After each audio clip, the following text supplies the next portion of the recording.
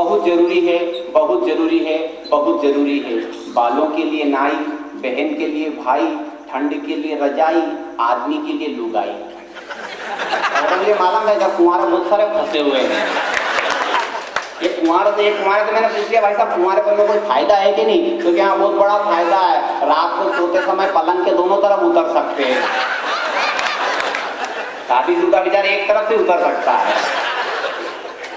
बालों के लिए नाई, बहन के लिए भाई, ठंड के लिए रजाई, आदमी के लिए लुगाई, चेहरे के लिए चमक, फूलों के लिए महक, आटे के लिए नमक, बीबी के लिए बकबक, डाकुओं के लिए डाका, चुंगी के लिए नाका, डराने के लिए धमाका, कुत्तों के लिए इलाका, रांझे के लिए हीर, धनुष के लिए तीर, पुलिस के लिए मुखबिर। और इस पंक्ति पे आशीर्वाद दीजिएगा कि रांझे के लिए हीर, धनुष के लिए तीर, पुलिस के लिए मुखबिर और भारत के लिए कश्मीर बहुत जरूरी है, बहुत जरूरी है, बहुत जरूरी है।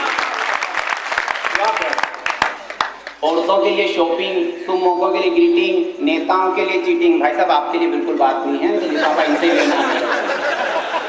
बहुत डर लगता है साहब, इस देश में 90 नेता, 9 गुंडे और 1 जनता आदमी करे तो क्या करे।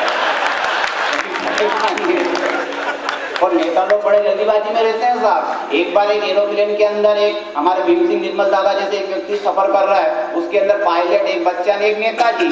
और प्लेन में कुछ खराबी हो गई तो पायलट ने कहा कि नेताजी आप भी कूद जाओ, सब जने कूद जाओ, 3 पैराशूट बचे, तीनों जने कूद जाओ। सबसे पहले नेताजी कूद गए। उसके बाद भीम दादा ने कहा देखो मेरा ही बुढ़ापा है, भरोसा नहीं, थोड़ा दिन बच्चों के बीच में जी लूं। ये कूद गया। बच्चे ने बोला पायलट अंकल अपन दोनों भी कूद जाते पैराशूट बांध करके।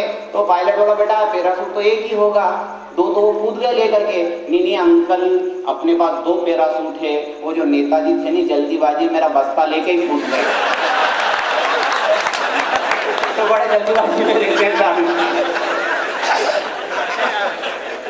तो नेताओं के लिए चीटिंग, चोरों के लिए मीटिंग, विज्ञान के लिए प्रयोग, उत्पादन के लिए उद्योग, भगवान के लिए भोग, सासू के लिए ढोंग, विश्वास के लिए वादा, प्रगति के लिए इरादा, नर के लिए मादा, औरत के लिए मर्यादा, राजा के लिए गद्दी, सागर के लिए नदी, सुहागन के लिए बिंदी और भारत के लिए हिंदी बहुत जरूरी है, बहुत जरूरी है, बहुत जरूरी है।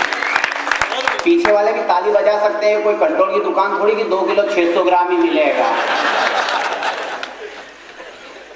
और साहब हिंदी राष्ट्रभाषा घोषित हो जाती है अटल जी की सरकार में, लेकिन दक्षिण भारत से एक सांसद ने उसका विरोध किया। उस सांसद के विरोध में 4 पंक्तियां पढ़ता हूं, अगर अच्छी लगे तो आशीर्वाद दीजिएगा कि जिनके सर में बाल नहीं होते उन्हें कंगा नहीं देना चाहिए। यहाँ जो गंजे बैठे उनको बिल्कुल नहीं कह रहा हूं, आपके तो मंच में भी 2 बैठे हुए पशुपतिनाथ जी, कि जिनके सर में बाल नहीं होते उन्हें कंगा नहीं देना चाहिए, खून से रंगे हाथों में 2 बूंद भी गंगा नहीं देना चाहिए। और हिंदी को राष्ट्रभाषा बनाने का जो विरोध करते हैं ऐसे नेताओं के हाथों में कभी तिरंगा नहीं देना चाहिए, नहीं देना चाहिए।